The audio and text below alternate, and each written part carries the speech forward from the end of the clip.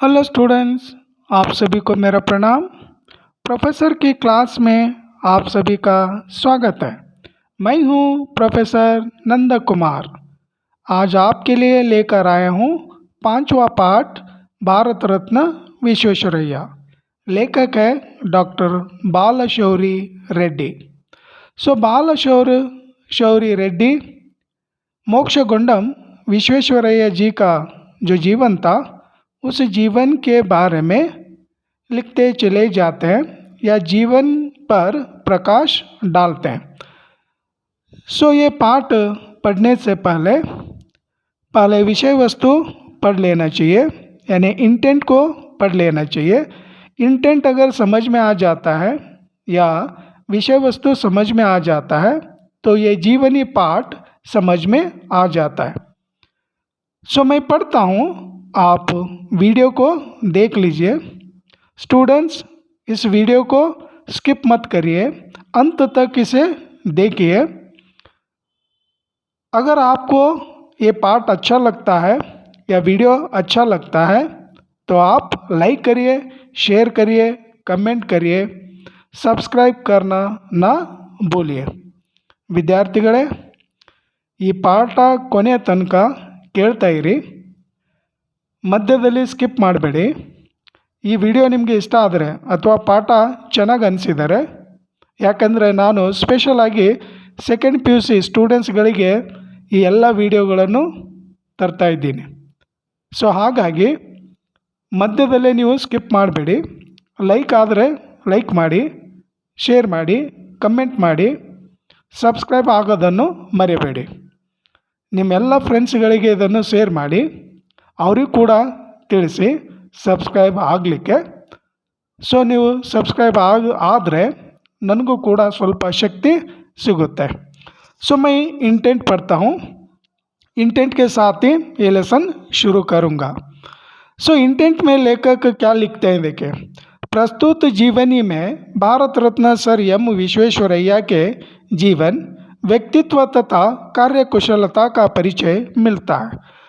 इस जीवनी पाठ में लेखक बालशौरी रेड्डी विश्वेश्वरैया जी का जो जीवन था उस जीवन के बारे में लिखते हैं और उनका जो व्यक्तित्व है उस व्यक्तित्व के बारे में लिखते हैं और वो किस प्रकार से काम करते थे और उनके पास किस तरह का स्किल था, उस स्किल के बारे में भी क्या लिखते चले जाते हैं। और विश्वेश्वरैया जी अनेक कष्टों को झेलते हुए प्रतिभा, कठोर परिश्रम, दूरदर्शिता आदि गुणों से देश के नवनिर्माण में आपने महत्वपूर्ण योगदान दिया है।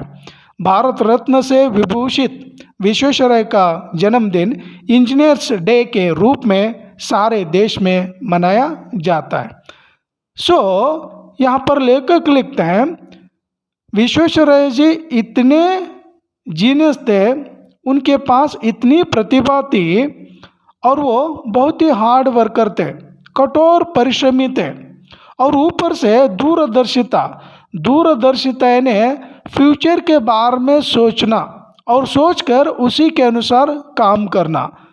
और ये गुण देश के नवनिर्माण में विश्वेश्वरैया जी का जो रोल था, विश्वेश्वरैया जी का जो पात्र था, उस पात्र के बारे में यहाँ पर लिखते हैं और उनका जो योगदान है, उनका जो कंट्रीब्यूशन है, उस कंट्रीब्यूशन को हम देख सकते हैं।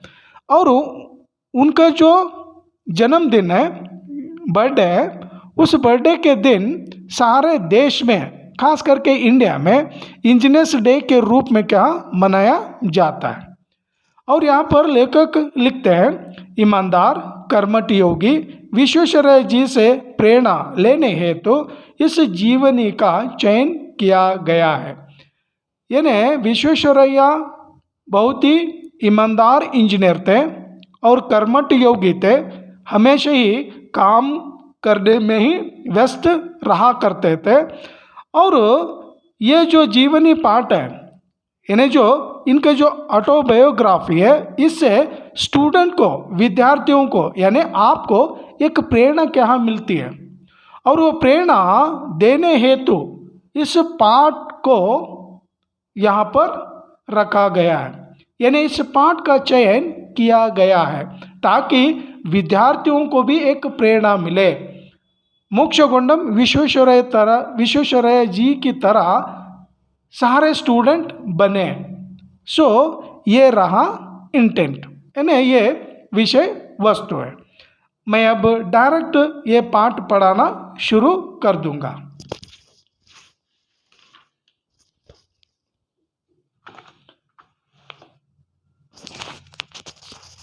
लेखक लिखते हैं कि भारत देश में ऐसे कई सुपुत्र जन्म लिए हैं और जितने भी सुपुत्र जन्म लिए और उनका जन्म इसी जगह पर होना चाहिए, अमीर घराने में होना चाहिए, गरीबी में होना चाहिए या झोपड़ी में होना चाहिए, महल में होना चाहिए, ऐसी कोई बात नहीं है। सो जितने भी अच्छे पुत्र जन्म लिए उन सारे अच्छे पुत्रों में मोक्षगुंडम विश्वेश्वरैया का नाम भी क्या लिया जाता है। और विश्वेश्वरैया उच्च कोटि के इंजीनियर थे और एक अच्छे एडमिनिस्ट्रेटर थे, प्रशासक भी थे और उनके पास एक तेज बुद्धि थी, प्रखर बुद्धि थी, बहुत ही जीनियस इंजीनियर थे। और इसलिए पहली बार हमारे देश में सिंचाई तथा औद्योगिक विकास की योजना चालू किए, यानी जो प्रोजेक्ट को क्या लाए और first time in India irrigation को ज़्यादा क्या इम्पोर्टेंस दे दिए और इंडस्ट्रियल डेवलपमेंट को ज़्यादा क्या महत्व दिए। और इन कारणों की वजह से देश विदेश में भी विश्वेश्वरैया जी नाम कमा लिए, क्योंकि बहुत ही जीनियस थे और वो हमेशा के लिए काम करते थे और हमेशा काम करने के लिए वो एक अच्छा सा नाम प्राप्त कर लिए। सो यहाँ पर लेखक लिखते हैं विश्वेश्वरैया जी का जीवन कैसा था।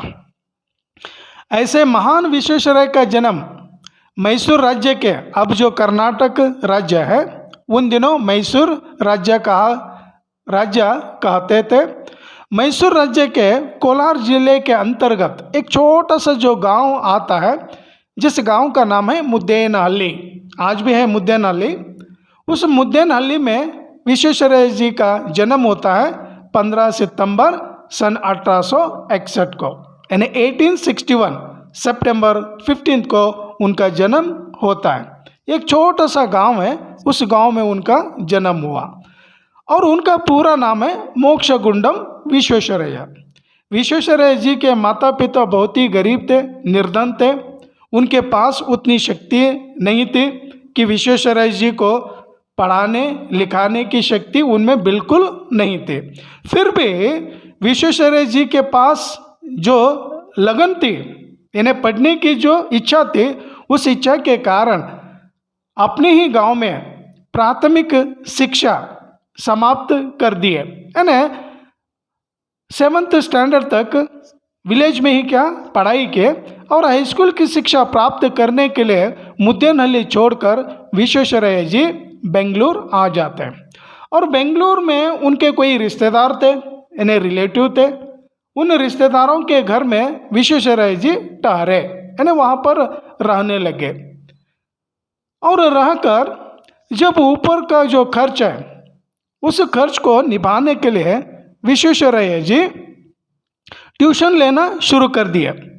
जैसे जैसे ट्यूशन लेना शुरू कर दिए, उनके पास कुछ पैसे आने लगे और वही पैसे क्या खर्च करने लगे।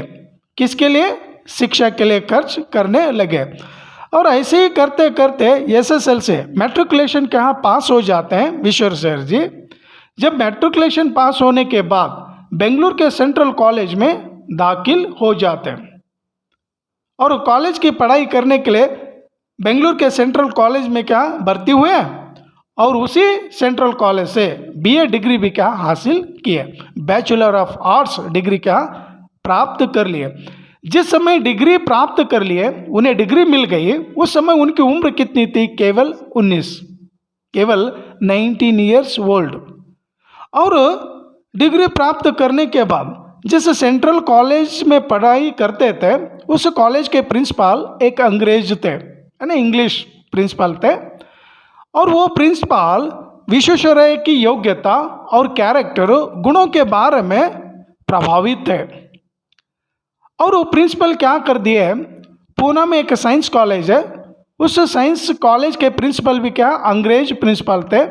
और ये सेंट्रल कॉलेज के प्रिंसिपल पूना के प्रिंसिपल के नाम पर एक सिफारिश लेटर लिखे, पत्र लिखे, यानी रिकमेंडेशन लेटर लिखे कि मैं फलाना फलाना ऐसा एक छात्र को भेज रहा हूँ, और ये छात्र, ये स्टूडेंट बहुत ही क्या होनहार स्टूडेंट है, होनहार विद्यार्थी है, बहुत ही जीनियस है और प्रतिभाशाली विद्यार्थी है, आप इन्हें वहाँ पर एडमिशन दे सकते हैं, यानी एडमिशन दीजिए।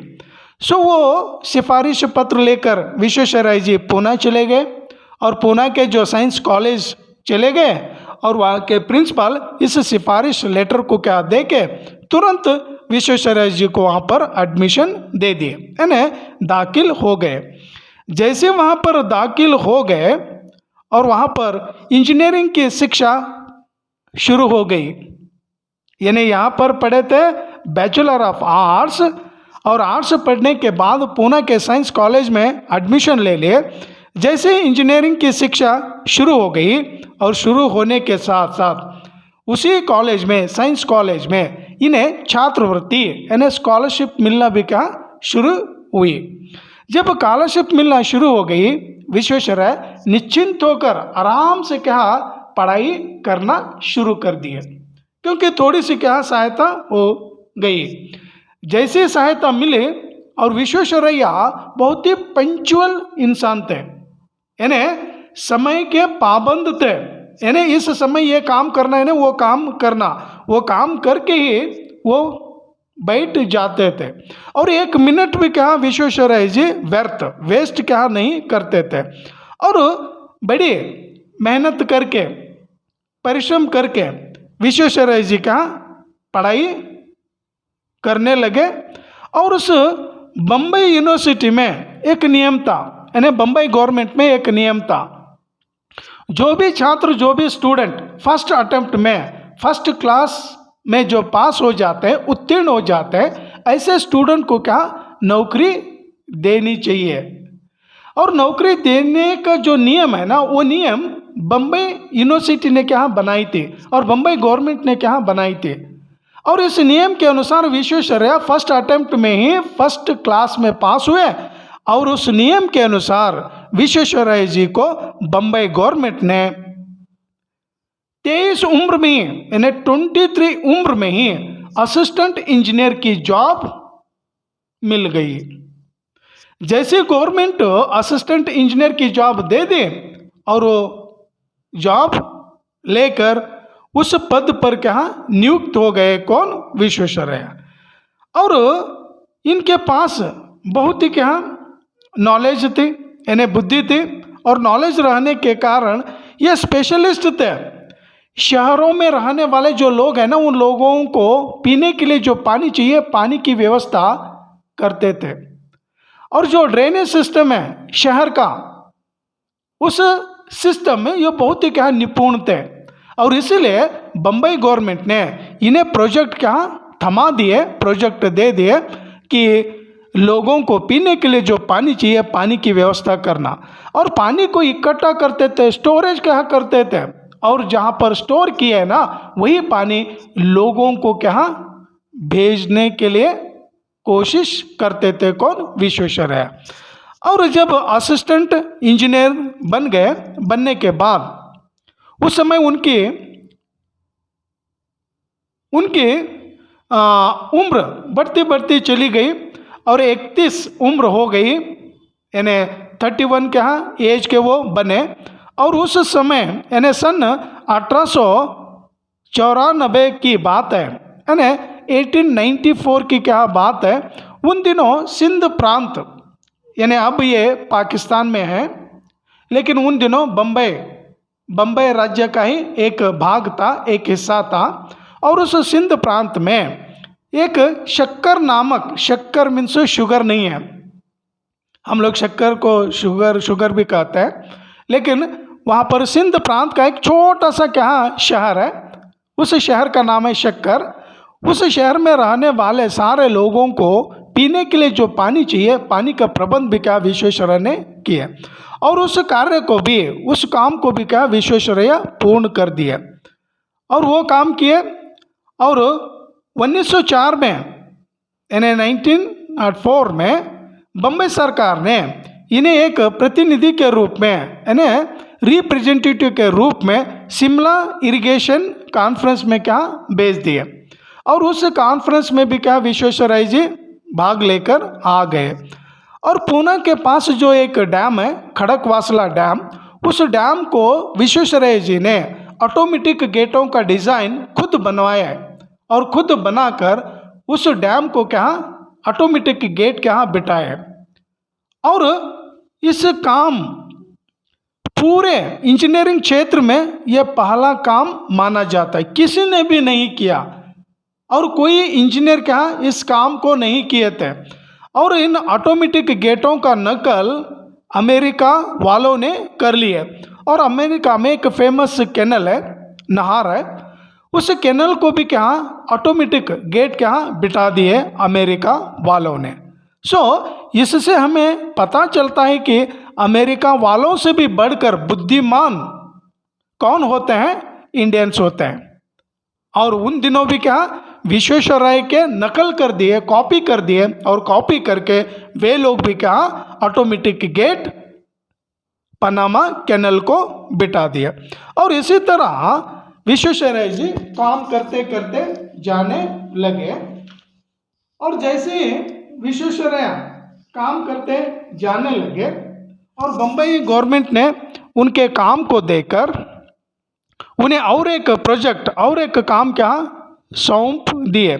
कौन सा काम सौंप दिए? वाटर वर्क्स का काम सौंप दिए।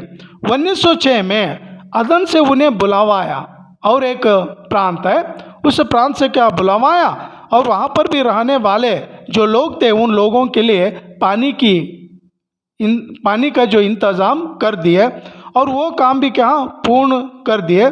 बड़ी सूझबूझ के साथ विश्वेश्वरैया ने क्या वो काम कर दिए। इनकी सेवा को देखकर, सर्विस को देखकर बम्बई गवर्नमेंट ने इन्हें प्रमोशन भी क्या दे दी। जैसे प्रमोशन दे दी, पदोन्नति भी क्या हो गई, और इनकी जो सैलरी थी, तनख्वाह भी क्या बढ़ गई।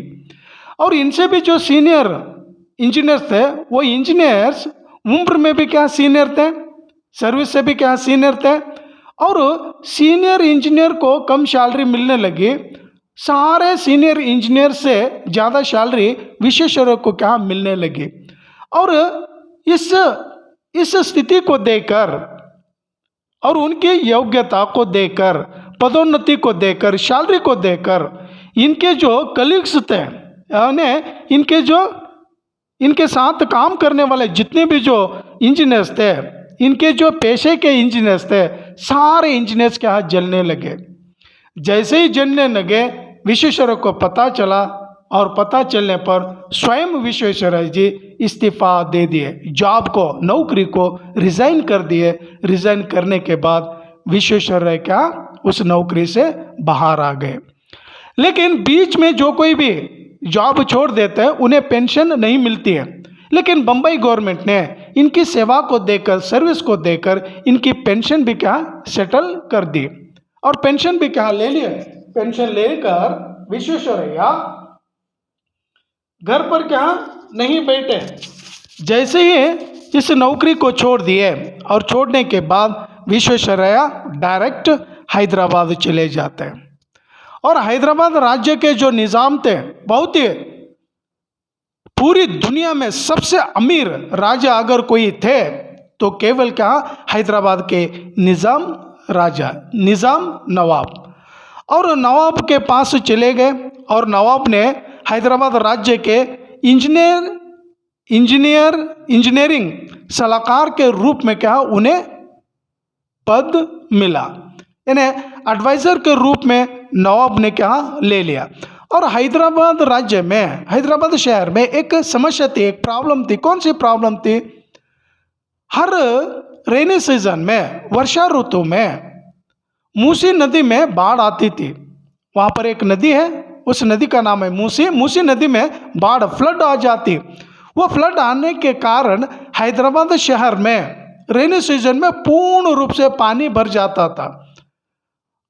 जब फ्लड आ जाती उस समय हैदराबाद में रहने वाले सारे लोग, हैदराबाद के निवासी, कामकाज को छोड़कर घर में ही क्या बैठे रहते थे।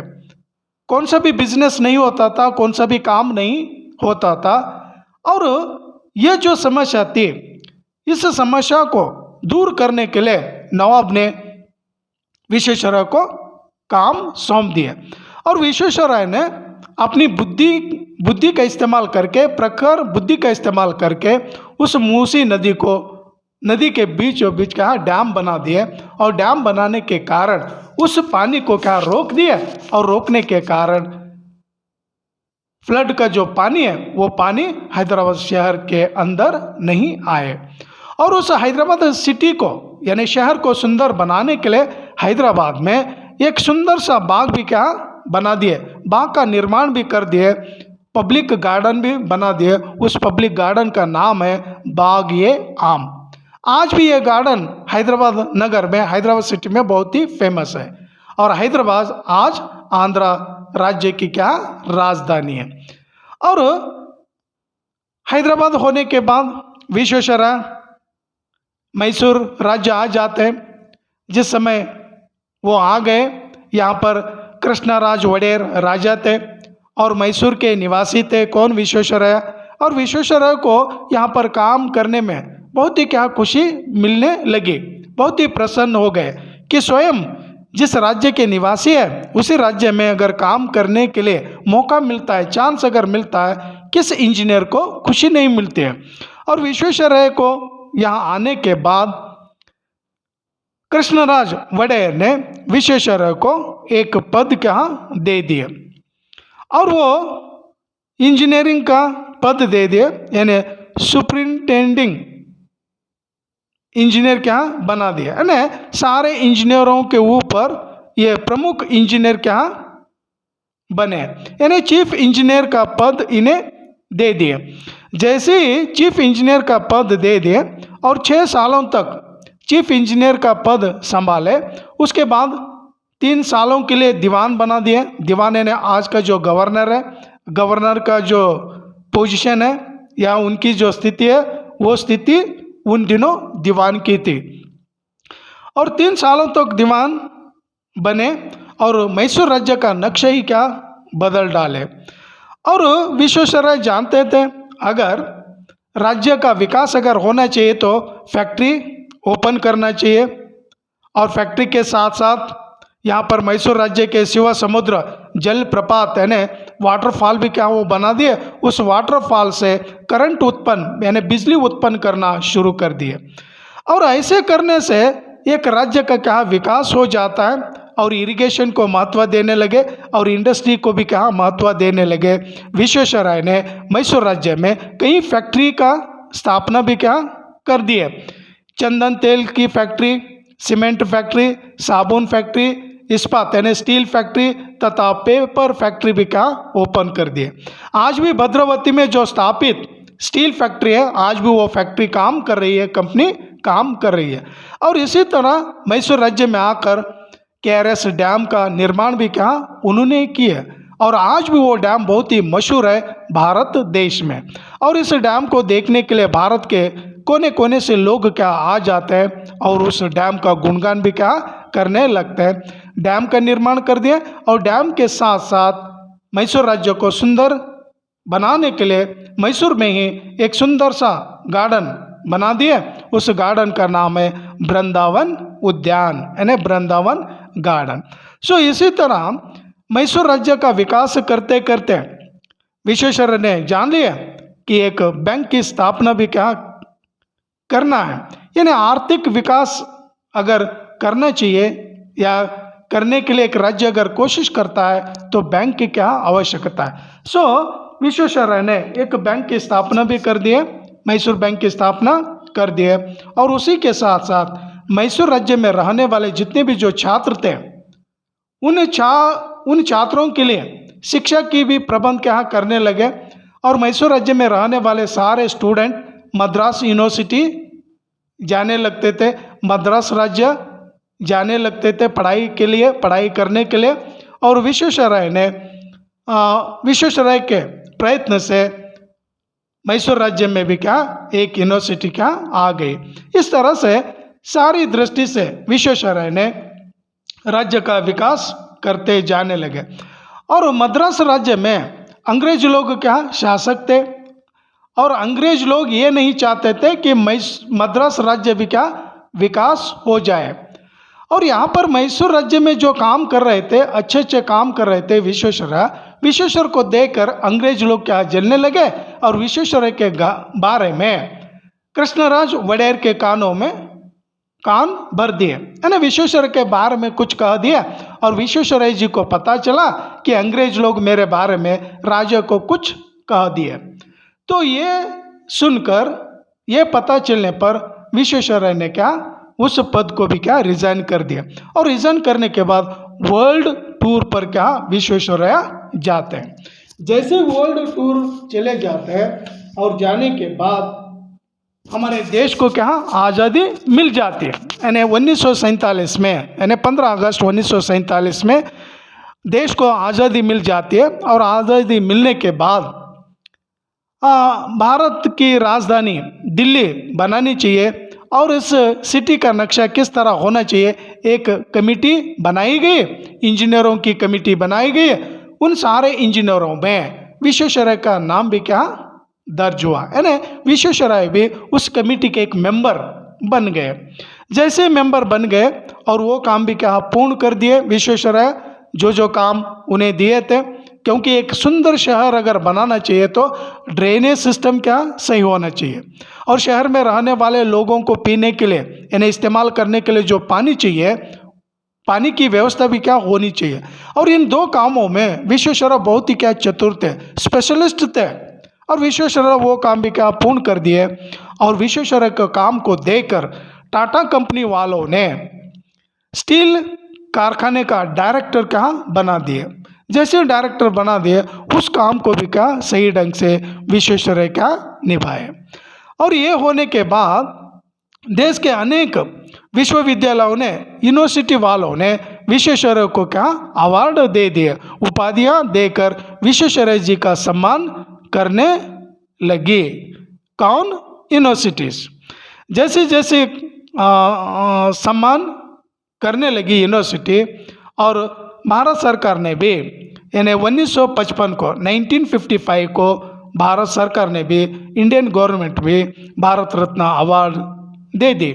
और भारत रत्न अवार्ड से क्या विभूषित किया गया। उस समय उनकी उम्र कितनी थी? 94 उम्र थी, यानी 94 उम्र थी, यानी 94 उम्र में विश्वेश्वरैया जी को भारत रत्न अवार्ड मिला। और ये अवार्ड मिलने के बाद 7-8 महीने में वो मर जाते हैं, उनका देहांत हो जाता है। 14 अप्रैल यानी 14 अप्रैल 1962 को बेंगलोर में चिर विश्राम लेते हैं, यानी उनका देहांत हो जाता है। 100 साल पूरा करने के बाद विश्वेश्वरैया अपनी आत्मा त्याग देते हैं, ना उनका मरण हो जाता है, उनका देहांत हो जाता है। और यहाँ पर विश्वेश्वरैया एक अच्छे कर्मठ इंजीनियर थे और परिश्रमी थे, और यहाँ पर आलसी बिल्कुल क्या नहीं थे। विश्वेश्वरैया अच्छे अच्छे काम क्या करने लगे थे, और इसलिए विश्वेश्वरैया भी चाहते थे कि हमारा देश भी क्या विकासशील देश बने, जैसे अमेरिका, जापान जैसे तरक्की कर रहे हैं उन देशों की तरह अपने देश को भी क्या वो बनाना चाहते थे। लेकिन हमारे देश में अच्छे लोगों की कमी खटकती है। और विश्वेश्वरैया लिखते हैं, अगर 1 दर्जन लोग अगर कार्य करने वाले, यानी हॉनेस्ट काम करने वाले लोग अगर मिलेंगे तो देश को क्या पूर्ण रूप से बदल सकते हैं। क्योंकि विश्वेश्वरैया की तरह, APJ अब्दुल कलाम की तरह, लाल बहादुर शास्त्री की तरह कई ऐसे महान लोग अगर एक साथ अगर मिलते हैं, मिलकर अगर काम करेंगे तो देश पूर्ण रूप से क्या बदल जाता है। और ईमानदारी तो है ना, बहुत ही ऑनेस्ट है ना, उनका एक अंग था, शरीर का एक अंग था, और वो अपनी प्रतिभा से काम करते करते जाने लगे थे। कौन? विश्वेश्वरैया। और आज भी उनके जितने भी जो काम है ना, वो काम आज भी स्मारक के रूप में हमें याद दिलाते हैं। सो उनकी बुद्धि भी क्या बहुत ही कुशल बुद्धि थी, और आज भी विश्वेश्वरैया को महान व्यक्ति के रूप में क्या सारा देश याद कर लेता है। तो स्टूडेंट्स, यहीं पर ये पाठ समाप्त हो जाता है। तो अगली कक्षा में आपसे मिलूँगा और आप मेरी प्रतीक्षा में रहिए। ಸ್ಟೂಡೆಂಟ್, ಎಲ್ಲ ಪೂರ್ತಿಯಾಗಿ ಚೆನ್ನಾಗಿ ಕೇಳಿದ್ದೀರಾ ಅಂದ್ಕೊಳ್ತೀನಿ. ಮುಂದಿನ ಕ್ಲಾಸಲ್ಲಿ ನಿಮ್ಮನ್ನು ಭೇಟಿ ಆಗ್ತೀನಿ. ಅಲ್ಲಿ ತನಕ ನನ್ನನ್ನು ಕಾಯ್ತಾ ಇರಿ, ನಾನು ಕೂಡ ನಿಮ್ಮನ್ನು ಭೇಟಿ ಆಗುತ್ತೇನೆ. ಧನ್ಯವಾದ. Thank you.